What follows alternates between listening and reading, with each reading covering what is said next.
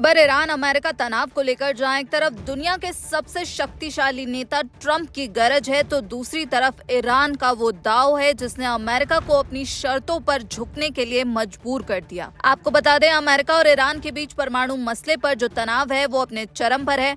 वहीं ओमान में होने वाली परमाणु बातचीत से ठीक पहले डोनाल्ड ट्रंप ने ईरान के सर्वोच्च नेता अयातुल्लाह अली खामेनेई को एक तीखी चेतावनी दी है। एनबीसी के पत्रकारों ने जब ट्रंप से खामेनेई को लेकर सवाल पूछा तो ट्रंप ने दो टूक जवाब देते हुए कहा, मैं कहना चाहूंगा कि खामेनेई को चिंता करनी चाहिए। अगर ईरान ने परमाणु के मुद्दे पर बात नहीं मानी तो हमले का खतरा बना रहेगा।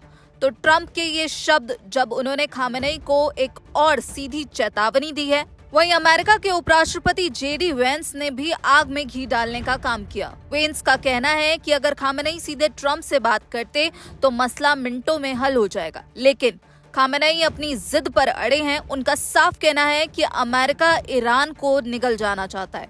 तो खामेनेई की तरफ से ये बयान दिया गया जिसमें उन्होंने सीधे तौर पर ये कहा कि अमेरिका ईरान को निगलना चाहता है। लेकिन इस जुबानी जंग के बीच ईरान को अमेरिका पर दो बड़ी बढ़त हासिल हुई है। इसे ट्रंप की कूटनीतिक हार कहें या ईरान की जीत, लेकिन सच तो यही है कि 24 घंटे में ईरान ने अब एक बड़ा खेल कर दिया है। अब खेल ईरान की शर्तों पर होगा। पहली बात करें तो स्थान का बदलाव। पहले ये बैठक दरअसल तुर्की के अंकारा में होनी थी, लेकिन ईरान के अड़ जाने के बाद अमेरिका को झुकना पड़ा और अब ये बैठक ओमान में होगी। वहीं जो दूसरी जीत यहाँ पर ईरान ने दर्ज की है वो एजेंडे पर कब्जे की है। अमेरिका चाहता था कि इस वार्ता में अरब देशों को भी शामिल किया जाए, लेकिन ईरान ने यहाँ साफ तौर पर इनकार कर दिया और अब इस मेज पर सिर्फ ईरान और अमेरिका होंगे और मुद्दा सिर्फ परमाणु कार्यक्रम होगा, ना कि कोई मिसाइल।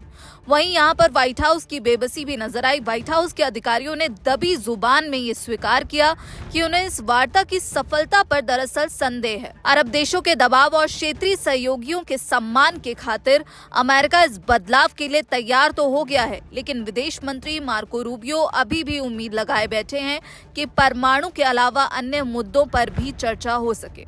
वहीं ईरान के विदेश मंत्री अब्बास अरागची ने ये पुष्टि की है कि ओमान में यह हाई लेवल मीटिंग होगी।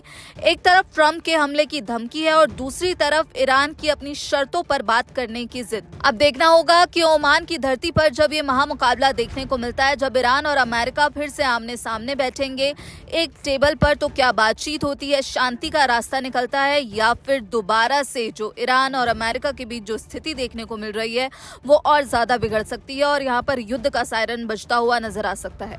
आपकी क्या राय है, हमें कमेंट बॉक्स में जरूर बताइएगा। जिस तरह से ईरान ने 24 घंटे में ये खेल पलटा है और उसके बाद अमेरिकी राष्ट्रपति डोनाल्ड ट्रंप की जो एक सीधी चेतावनी खामेनेई को लेकर आई है, जिसमें उन्होंने सीधे तौर पर ये कहा है कि अगर ईरान परमाणु मुद्दे पर बात नहीं मानता है, ये मसला हल नहीं होता है, तो फिर नए हमलों के लिए ईरान को तैयार होना होगा।